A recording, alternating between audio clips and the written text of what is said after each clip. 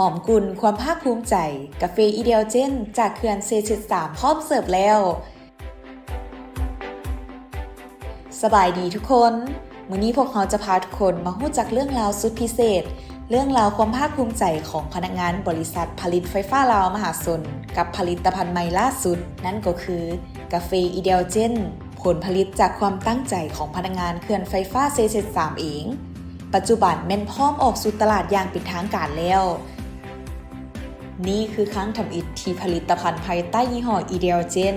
ได้รับการสนับสนุนและเกิดจากการร่วมมืออันแน่นแฟ้นระหว่างแผนกสิ่งแวดล้อมของ Ideal Gen และเขื่อนไฟฟ้าC73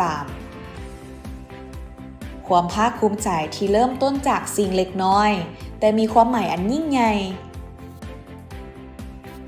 ทานฮู้บ่ว่ากาแฟสุดนี้เริ่มต้นจากการลงมือปลูกเองปรุงแต่งเองและออกแบบห่มห่อเองโดยพนักงานของพวกเขา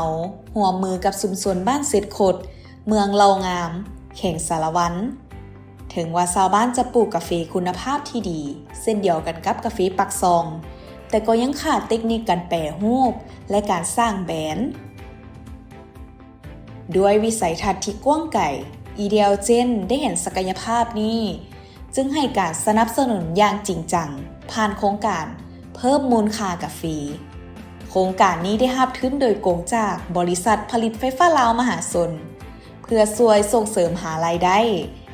ส่งเสริมอาชีพให้มั่นคงให้กับชุมชนเขตอ้อมข้างของเขื่อนของ Ideal Gen และสร้างแบรนด์กาแฟของ Ideal Gen เองปัจจุบันนี้กาแฟอีเดียลเจนพวกเราผลิตมีทั้งแบบเม็ดสำหรับบดเองและแบบผงสำเร็จรูปมีหลายขนาดและหลายราคาให้เลือกท่านสามารถซอกซื้อได้ผ่านช่องทางออนไลน์ห้างค้าทั่วไปตลาดนัดวันพุธที่สำนักงานใหญ่รัฐวิสาหกิจไฟฟ้าลาวและตามงานวางแสดงสินค้าต่างๆโครงการนี้บ่เพียงแต่เป็นเรื่องของกาแฟแต่มันคือการสร้างคุณค่าที่ยิ่งใหญ่ให้กับทุกภาคส่วน Ideal Gen ได้มีแบรนด์กาแฟเป็นของตนเองส่งเสริมสินค้าภายในประเทศและที่สำคัญก็คือช่วยพัฒนาทักษะเพิ่มรายได้ให้ชาวบ้านและชุมชนอย่างยืนยงมาร่วมสนับสนุนกาแฟ Ideal Gen กาแฟแห่งความภาคภูมิใจของคนลาว